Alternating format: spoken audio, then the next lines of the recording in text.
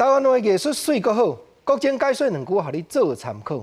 解说，看到遮尔热情、义务组织的团体去到庄脚钓远的所在，煮食或者含慢囡仔食，各种想到日本时代原来有这款慈悲的好人。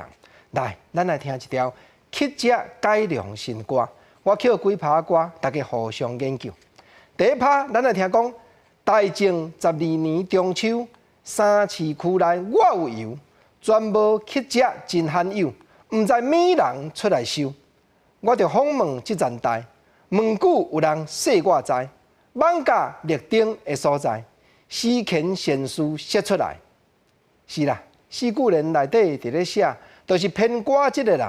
即个编歌的诗呢，叫做新生。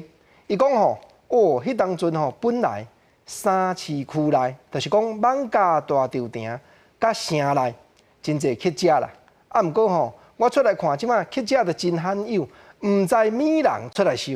啊，我一直讲问啊，问句有人说我知，原来伫网架立顶的所在，已经诗权贤书写出来，写啥物来讲诗权？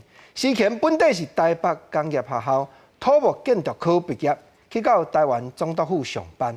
啊，伊也受命令调查网架地区乞食生活的情形，就是伫咧公元1922年，伊看讲遮的乞食生活遮艰苦过，将家己所累积遮的财产，搁再去拜托亲戚朋友，归去用心计较，找一个所在来设一搭至今悠然出名、足重要的慈善团体。台湾历史上，咱一定要斟酌，一定要了解这件爱了。四句联，搁再来听。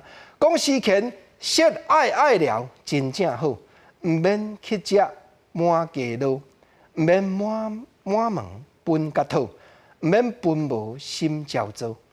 年节有分过粽饭，生果发圃甲草酸，乞食分来度过长，平平是人无杂状。是啦。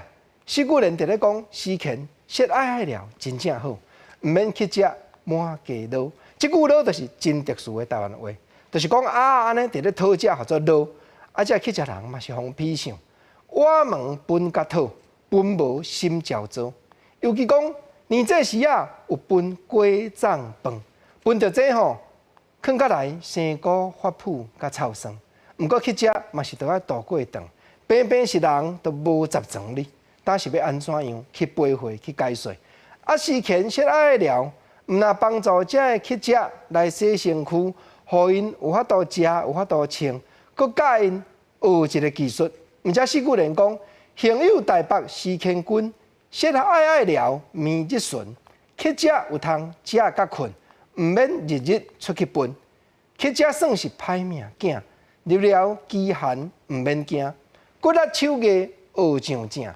出了就无乞食命，那骨力手艺学了有上手，出爱了后，人就袂搁再叫你乞食。实在诗权所做的一切，值得咱来怀念。有影一枝草，一点露，啊，一人原来拢行一步呢。